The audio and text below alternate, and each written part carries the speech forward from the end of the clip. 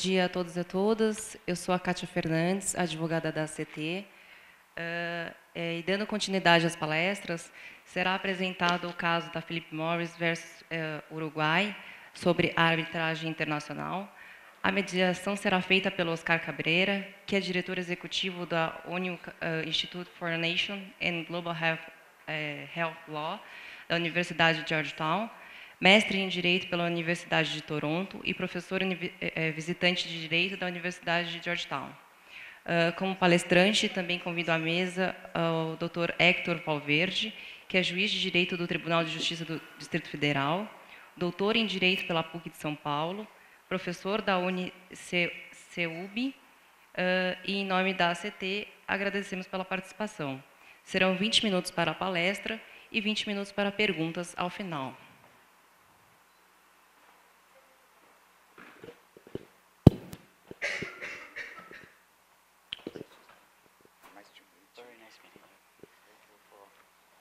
No, please.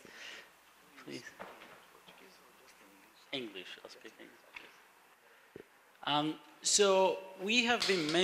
Então, estamos mencionando o caso do Uruguai, pensando sobre isso, e tivemos várias apresentações. A Patricia falou que é um marco nesse histórico por causa do conteúdo da sentença, da decisão feita. Eu vou falar sobre mim mesmo. Nem mesmo nos meus sonhos mais malucos imaginei que o painel fosse tão longe e fazer todos os pontos tão claros como foram feitos no painel. Mas a Patrícia explicou a decisão, mas o que eu vou fazer agora é uma introdução falando sobre a região, e depois eu vou passar a palavra para o senhor para que o senhor possa fazer a sua apresentação. A Patrícia falou sobre a decisão de 2010. A Philip Morris processou o Estado do Uruguai por causa do tratado, e eles queriam... Era um centro internacional para a resolução de disputas legais, e a Philip Morris fica na Suíça, e é por isso que eles tiveram a legitimidade de processar o governo. Então, eles falaram sobre 80%, as fotos, as advertências.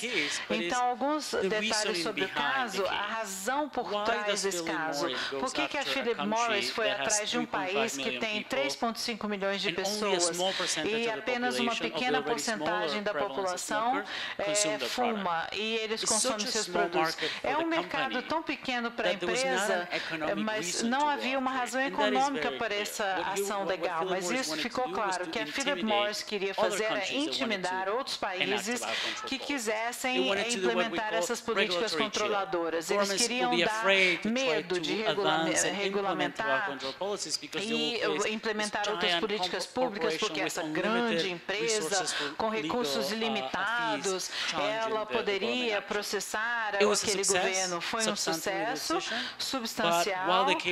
Enquanto o caso estava sendo ouvido, nós vimos algumas coisas, não vimos tanto progresso na região quanto esperaríamos. Então, esse medo regulatório aconteceu.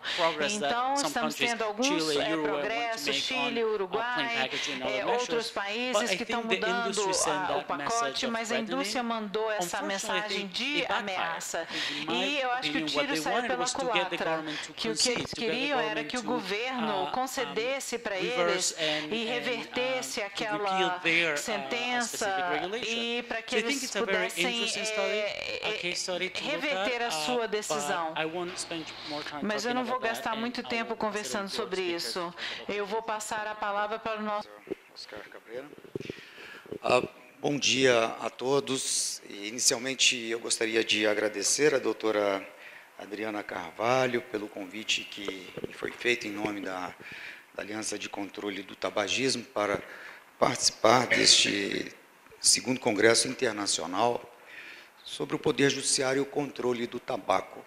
Em nome dos presentes também eu gostaria de saudar todos e fazendo referência ao doutor Adalberto Pascoaloto, nosso amigo, ex-presidente também do Brasilcom e jurista engajado hoje nos estudos deste tema. Também aproveito para cumprimentar a ilustre advogada, diretora do Brasilcom, doutora Simone, que aqui está presente, também honrando, em nome do Brasilcom, né, que tem realizado um trabalho excepcional. Eu gostaria de registrar isso publicamente, o trabalho excepcional que a doutora Simone está fazendo junto aos tribunais superiores, representando o Brasilcom como amicus curiae nas demandas relacionadas ao direito do consumidor, à proteção do consumidor no Brasil. Bom, como o professor Oscar Cabreira já anunciou, o tema que me foi indicado para a exposição é um famoso caso, o caso Philip Morris contra o Estado do Uruguai, a República Oriental do Uruguai. Esse caso é emblemático porque ele foi julgado recentemente, no dia 8 de julho de 2016, e resolveu uma disputa de 6 anos a respeito de 2 pontos principais que foram arguídos perante a Corte, ou o Centro Arbitral Internacional de Arbitragem de Disputas sobre Investimentos do Banco Mundial.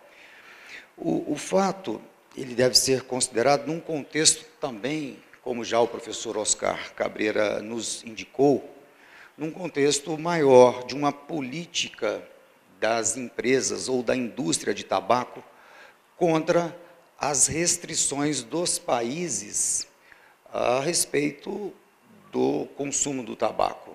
Então, não é, evidentemente, uma ação isolada da Philip Morris em face da República expropriaram direitos de propriedade intelectual da marca sem qualquer compensação.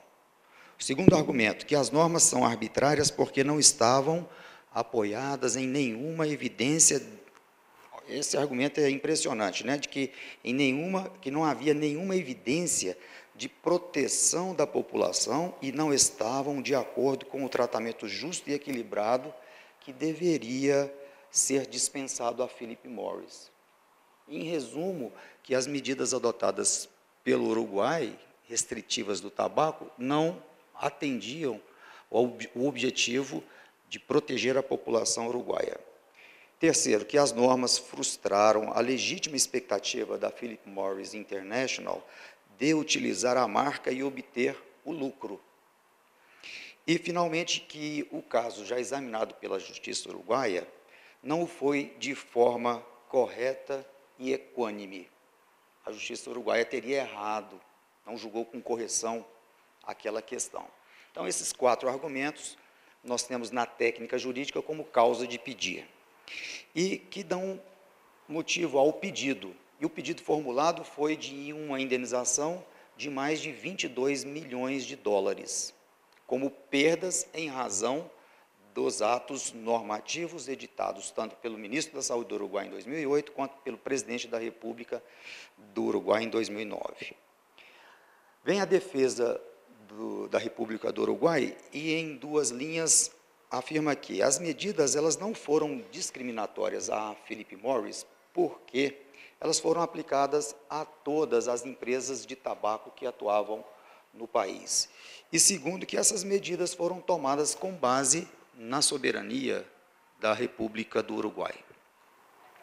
Eu gostaria de destacar também que, neste processo, houve o apoio da Organização Mundial de Saúde, e outras entidades governamentais e não governamentais, com o apoio, inclusive, de pessoas físicas.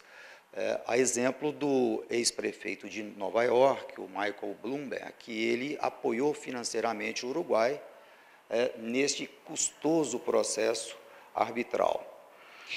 E também houve a admissão da Organização Mundial de Saúde como amicus curiae, como um interveniente independente, mas que contribuiu certamente para que os argumentos das partes fossem esclarecidos e resultasse na decisão. Então, a questão jurídica central deste caso é o direito dos agentes econômicos, dos investidores, das empresas de tabaco, e um espaço reservado para os estados legislarem sobre saúde pública. Qual é o limite? Até onde podemos garantir o direito das empresas de atuarem o agente econômico, e aonde está o limite para a soberania do país para legislar sobre a proteção da vida e da saúde.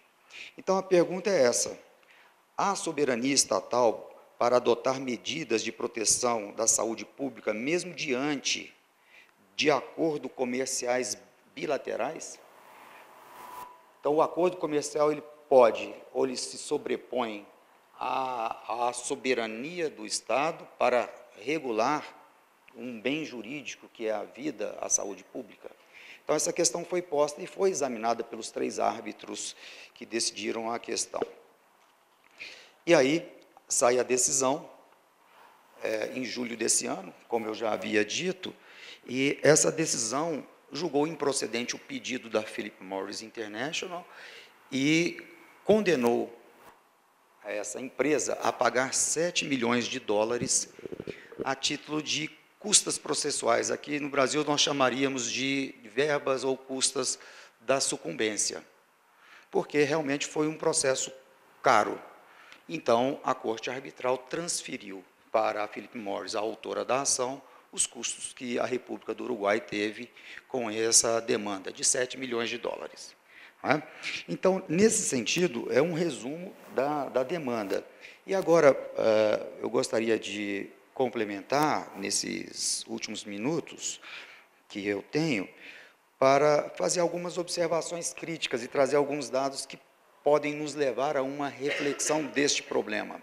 Como a doutora Patrícia Lambert já nos esclareceu, há uma uniformidade de argumentos da indústria do tabaco em todos os países.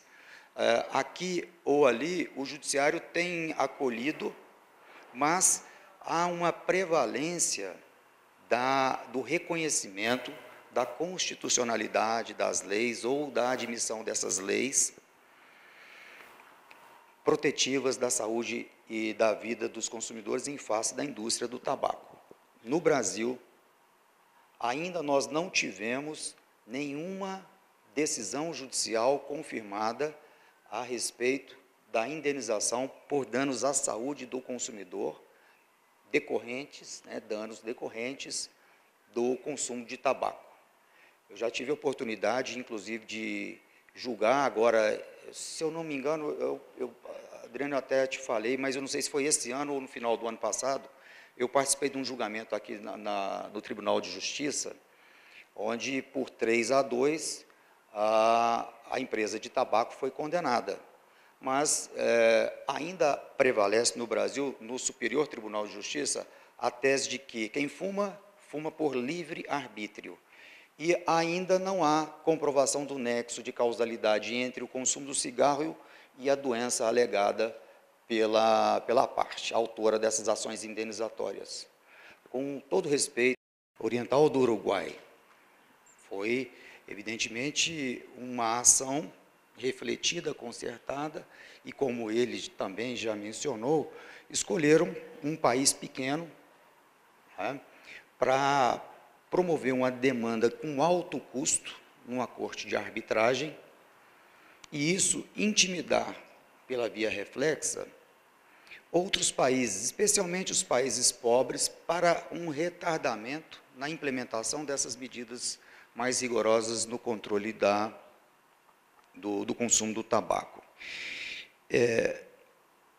A Philip Morris é uma empresa sediada na Suíça. Ela é uma holding, e esse caso foi proposto por 3 empresas dessa holding. Uma delas, uma empresa constituída sobre as leis do Uruguai, é uma sociedade anônima, cujas ações pertencem 100% à Philip Morris. Então, são 3 postulantes em que os juízes, os 3 árbitros, ao relatarem o caso, eles se referem à Philip Morris International, que é a holding que comanda, então, esse processo. Um dado interessante é que a Philip Morris ela tem um lucro líquido anual de 80 bilhões. E o produto interno bruto do Uruguai, no ano de 2014, foi menos de 70 bilhões, algo aproximado em 67 milhões. Então, um primeiro dado que nós evidenciamos nessa estratégia da empresa, que é a líder da indústria do tabaco no mundo hoje, atuando em 180 países, né, com a liderança do cigarro Marlboro, hoje é o produto mais vendido de tabaco no mundo. E além do Marlboro, a Philip Morris tem outros produtos relacionados ao tabaco, evidentemente. Então, essa foi uma estratégia de lançar em face do Uruguai, um país com carências, que todos nós reconhecemos, um custo alto, numa câmara arbitral, numa corte arbitral, num centro arbitral do Banco Mundial em Washington, nos Estados Unidos. E o fez depois de perder em todas as instâncias perante o Poder Judiciário uruguaio. Essa demanda foi ajuizada, tramitou perante a Justiça uruguaia e não houve, então, o reconhecimento da inconstitucionalidade de uma lei uruguaia que autorizava o Poder Executivo a estabelecer restrições ao consumo do tabaco. Muito bem, então nós temos uma multinacional, uma empresa que tem um poderio econômico maior do que um país de 3,5 milhões de habitantes, como o professor Cabreira já nos indicou, com um PIB menor do que a renda líquida dessa empresa. A Philip Morris, então, ela ingressa com essa ação em 2010, alegando que houve a violação de um acordo bilateral entre a Suíça e o Uruguai. Esse acordo foi celebrado em 1998 e entrou em vigor em 1991. Esse acordo é um acordo de promoção recíproca e proteção de investimentos.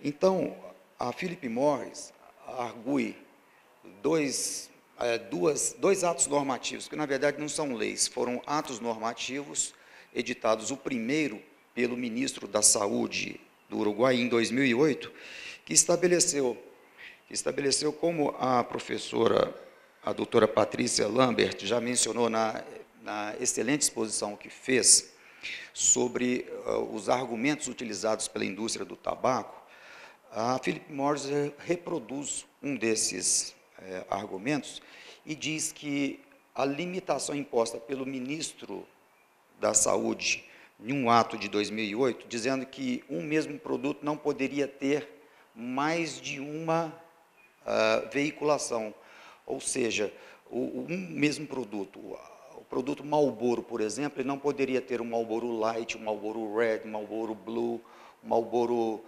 Ultra Light, um Marlboro Gold. Então, nessa perspectiva, houve a proibição, inclusive, de utilização dessas expressões light, suave, mild, enfim, qualquer expressão que pudesse representar ou induzir em erro o consumidor de que os produtos comercializados, eles têm diferenças quanto à nocividade ou o comprometimento da saúde do consumidor. Porque essas expressões podem levar a uma impressão de que determinados produtos são menos danosos, tabaco, né, são menos danosos do que outros. E, na verdade, isso não ocorre, todos eles são altamente maléficos à saúde. E o segundo ato, então, ele foi promovido, foi praticado pelo presidente da República do Uruguai, que é o decreto 287, de 15 de julho de 2009. Esse decreto aumentou de 50% a área de informação na embalagem, tanto na frente quanto no verso, destinada às informações ou às advertências sanitárias. Aumentou de 50% para 80%. E o Uruguai foi o primeiro país a fazer isso. Então, a alegação da Philip Morris é no sentido de que, restando apenas 20% para a utilização da marca, aquilo representava uma violação do tratado entre a Suíça e o Uruguai, que estabelecia exatamente essa promoção recíproca e proteção de investimento entre esses dois países, ou das empresas desses dois países atuando cada uma, a empresa do Uruguai atuando na Suíça e as empresas suíças atuando no Uruguai. Então, haveria uma quebra desse acordo bilateral por proibir o fumo em locais fechados e elevou os impostos sobre esses produtos tabagistas.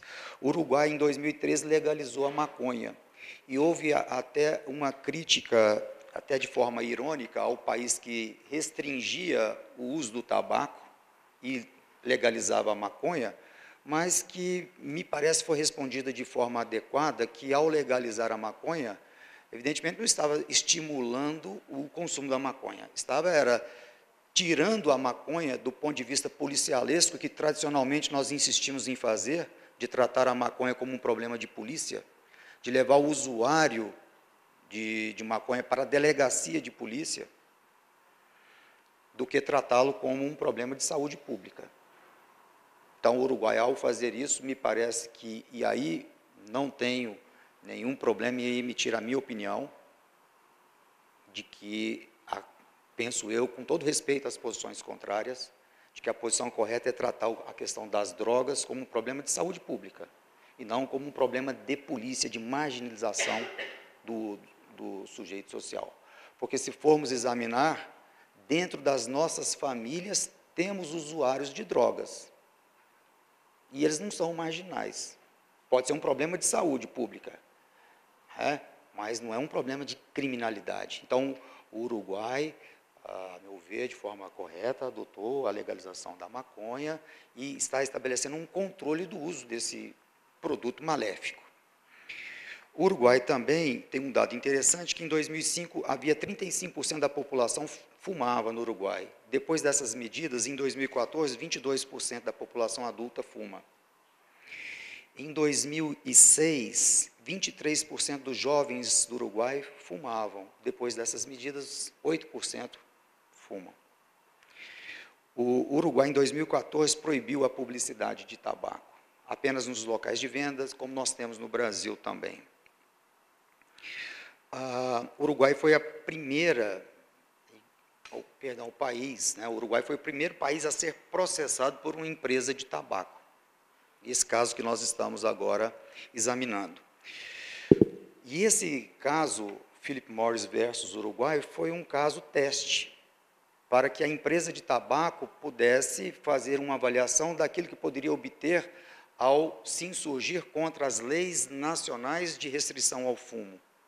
Não atacando diretamente, como disse o vice-presidente da Philip Morris. Eu não quero falar sobre a autonomia do país em legislar sobre proteção à saúde, mas eu quero proteger o meu direito de marca.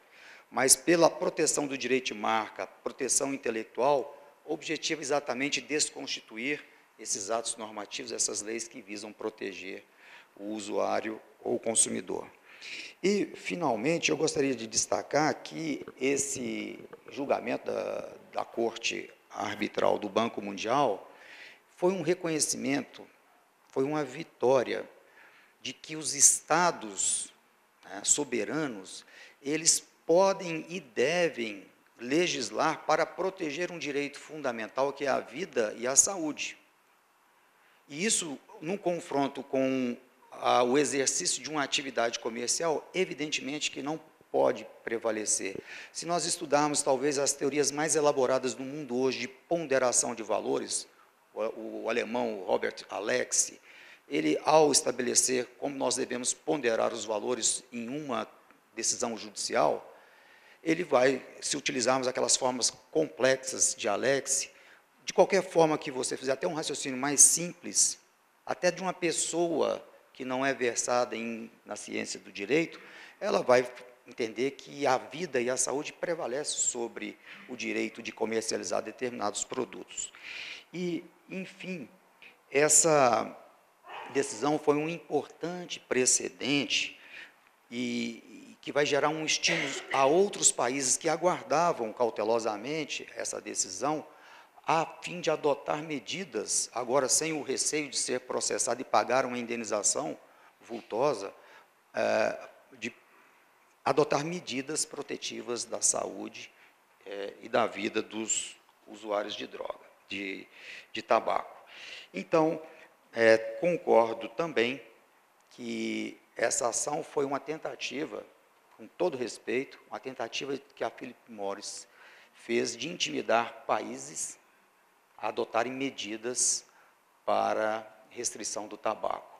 E, de fato, ela alcançou o objetivo, porque durante esses 6 anos, muitos países não adotaram medidas. Então, isso retardou o cumprimento de medidas restritivas do tabaco e, de uma forma indireta, ela alcançou o resultado pretendido.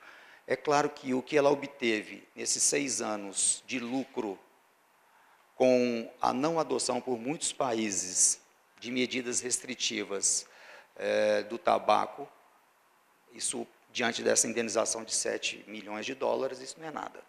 Então, ela obteve, inclusive, um proveito econômico com essa decisão judicial, com a demora, decisão judicial não, dessa decisão arbitral, com a demora dessa decisão arbitral. Mas esperamos que este caso sirva de exemplo e que, consequentemente, nós podemos agora avançar, reconhecendo aquilo que nunca tivemos dúvida de que o país ele tem a soberania de estabelecer a legislação protetiva da população contra os malefícios do tabaco. Muito obrigado a todos por me ouvirem com tanta gentileza. Muito obrigado. Thank you very much for this opportunity. Do we have time for a couple of questions? Nós temos tempo para perguntas, Adriana. Patrícia, você gostaria de adicionar alguma coisa sobre o caso, alguma outra pessoa que se envolveu no caso? Se não, eu posso fazer alguns comentários finais. Alguma pergunta da plateia? Alguém? Comentários?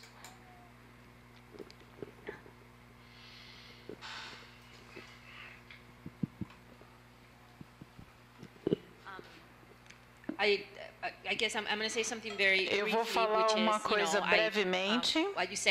Como você disse, tudo que você disse é correto. Esse é um caso que definitivamente... Slowly. You don't need the... Okay. No, não falo. Muito mal. Yes. No, that... Então, novamente, é verdade o que o senhor falou, trata-se de um caso que faz muitas coisas, incluindo a inserção dos princípios de direitos humanos em relação à arbitragem feita por interesses econômicos. E eu entendo que especialistas nesse setor, inclusive Oscar Hofstadter, na discussão que teve na Georgetown University, é um aspecto muito inovador deste caso. Como a Patrícia disse, ele também fortaleceu grandemente a arbitragem que os países podem usar para interferir quando há um conflito, entre o comércio e a indústria do tabaco. Porque, embora, se você ler a sentença, a maioria das pessoas dirá, há muito pouco a disputar aqui, e há poucos que dizem, isso aqui está totalmente decidido, há um tratado internacional, há leis internacionais, nós não deveríamos estar debatendo isso, mas a indústria continua a nos forçar a debatermos isso. Mais uma vez, a indústria fala de um assunto comercial, porque eles sempre se repetem, e há agora uma nova linha de argumentação que o caso da arbitragem forneceu.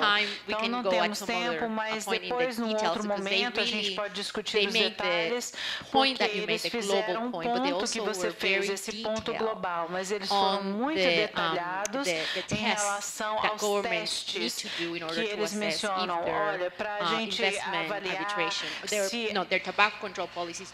se as políticas de controle de tabaco não estão em violação em relação à arbitragem de investimento, se há tratados e se as políticas uruguaias não estavam. E se o processo foi seguido, então, há maior esclarecimento em relação a isso. Novamente, Infelizmente, a indústria de tabaco volta à história com os mesmos argumentos de sempre. Muito obrigada. Muito obrigada, Patrícia. Eu tenho alguns comentários, mas se o senhor quiser falar alguma coisa, eu vou permitir que o senhor fale. Eu acho que isso conecta com alguns tópicos que foram discutidos hoje de manhã. A sentença é muito forte em enfatizar o poder de polícia que o Estado tem. Então, o Estado é mais ou menos a polícia da população. Nós sempre discutimos evidências, provas. Então, olha, em tabaco nós temos muitas evidências, mas é diferente em relação à cerveja, em relação aos alimentos. Embora as evidências sejam diferentes, o arcabouço regulatório e legal é o mesmo. Então, em relação à legalização da maconha, então você vê que o Estado tem esse poder de polícia. E aí, essa questão volta ao caso que trata-se de tabaco, principalmente a questão do tabaco, mas o arcabouço legal pode ser utilizado para outros produtos no mercado. E uma coisa que foi mencionada em relação ao argumento jurisdicional é o seguinte: a necessidade de sermos muito técnicos em como fazemos os nossos argumentos para a comunidade de controle do tabaco. A Patrícia também falou isso. Precisamos ser técnicos. A razão é o fato de entendermos de direitos humanos não significa que não precisamos ser técnicos. Só porque a lei às vezes está do nosso lado, não podemos deixar de ser técnicos. Porque às vezes eu me preocupo que alguns dessas ações poderiam ter sido perdidas por causa de uma tecnicalidade. Então, nós temos que envolver os advogados têm que se envolver mais na criação de políticas para a gente prestar atenção e analisar todos os possíveis erros, problemas, lacunas que poderão surgir. Então, os legisladores têm autoridade para criar as políticas públicas, mas às vezes a gente pode procurar formas diferentes de regulamentarmos. Então, eu queria enfatizar isso, que esses são questões técnicas e questões de direitos humanos. E se o senhor tiver algum comentário final? Eu só gostaria de destacar, como já foi feito pelos professores que também participaram, de que a indústria de tabaco ela está muito bem assessorada tecnicamente. Os argumentos são muito bem postos.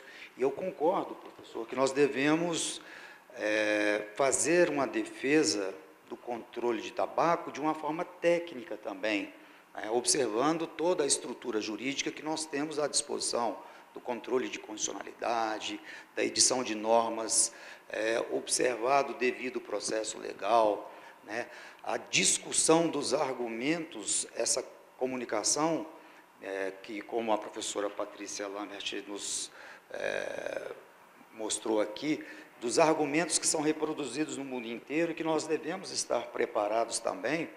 E eu digo mais, a importância desse seminário, doutora Adriana, é que preparar os juízes, né? Preparar os juízes para que eles possam, infelizmente aqui eu não estou vendo nenhum colega meu hoje, né? Poderia ter aqui mais juízes para que nós, que vamos decidir essas questões, estejamos preparados para decidir essas questões, porque senão cai no senso comum, como eu vi algumas decisões mostradas pela doutora Patrícia, que são decisões que não fazem aquela ponderação, prestigiam o direito de comercializar em face da proteção da vida. Então, o reforço desses argumentos, o estudo, a aplicação deles nos diversos países, isso vai reforçar o controle do tabaco. Então, com essas considerações, mais uma vez agradeço, professor, pela oportunidade, agradeço a Adriana, parabenizo a todos que estão envolvidos nessa discussão, nesse debate, inclusive aqueles que eventualmente estejam aqui da indústria do tabaco, não tem nenhum preconceito, não é? É como quando nós falamos no Congresso de Direito do Consumidor, para os fornecedores também, não tem um antagonismo. Às vezes o diálogo pode ser até mais profícuo para que a gente possa encontrar uma solução que seja aquela que pretendemos, que haja um controle para que a informação seja mais clara, que haja uma proteção da vida e da saúde em última análise. Então, muito obrigado a todos.